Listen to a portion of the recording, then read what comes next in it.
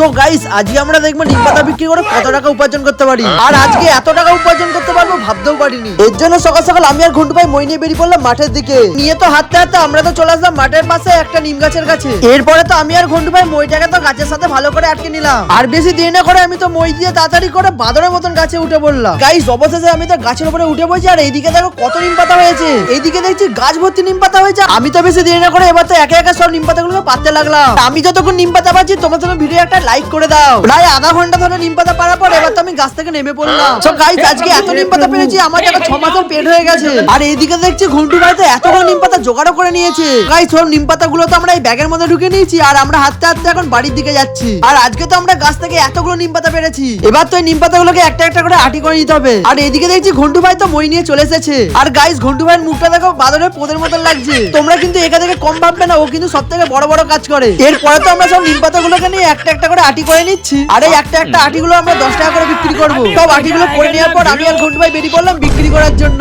আর এখানে দেখছি একটা কাকিমা বসে বসে বাসন মাজছে। সবার প্রথম ওনাকে গিয়ে নিম পাতা বিক্রি করার কথাটা বললাম। আর বললাম একটা আটি আমরা 10 টাকা করে বিক্রি করছি। উনি আমাকে বললো দুখানা আটি দিয়ে দাও। এরপর আবার কি আমরা তো তাড়াতাড়ি করে দুখানা আটি দিয়ে দিলাম। এরপর উনি তো আমাকে 20 টাকার একটা কয়েন দিয়ে দিল। আজকে তো আমাদের এইটাই ফার্স্ট ইনকাম। ওনার কাছে নিম পাতার টাকাটা নিয়ে সামনে এগোতে দেখছি একখানা দিদা আমাদের ধরে বলছে এক আটি নিম পাতা কত করে। আমি তো দিদাকে বললাম এক আটি নিম পাতা 10 টাকা করে বিক্রি করছি। উনি আমাকে বলছে এক আটি 10 টাকা করে নেবো না, 2 আটি দিলে আমাকে দিয়ে যা। আর খানিকক্ষণ দামাদামির পর আমি তো 3খানা আটি 20 টাকা দিয়ে বিক্রি করে দিলাম। এরপরে আমি আর ঘন্টু ভাই আর যতীন ভাই সবাই মিলে নিম পাতা নিয়ে আবার বেরিয়ে পড়লাম রাস্তার দিকে। নিয়ে তো হাঁটতে হাঁটতে একটা দিদা আমাদের ধরে বলছে নিম পাতা কত করে বিক্রি করছো। দিদাকে তো দুখানা আটি 20 টাকা দিয়ে বিক্রি করে দিলাম। আর গাইস এদিকে একটা কাকিমা ডেকে বলছে তুমি নিম পাতা কত করে বিক্রি করছো। আর আমি তো 10 টাকা করে আটি বলতে উনি তো আমার কাছে 5খানা আটি নিয়ে 50 টাকা দিয়ে দিল। আর গাইস আমাদের তো ব্যাগে থাকা সব নিম পাতা বিক্রি হয়ে গেছে। আর আমার হাতে এই কটা নিম পাতা বেঁচে আছে। এইদিকে দেখছি একখানা দাদা বসে আছে। উনি যদি সব নিম পাতা নিয়ে নেয় তাহলে আমাদের সব সেল হয়ে যাবে। ওনার কাছে সব নিম পাতা 20 টাকা বিক্রি করার কথা বলতেই উনি তো আমার কাছে সব নিম পাতা একসাথে নিয়ে আমাকে 20 টাকা দিয়ে দিল।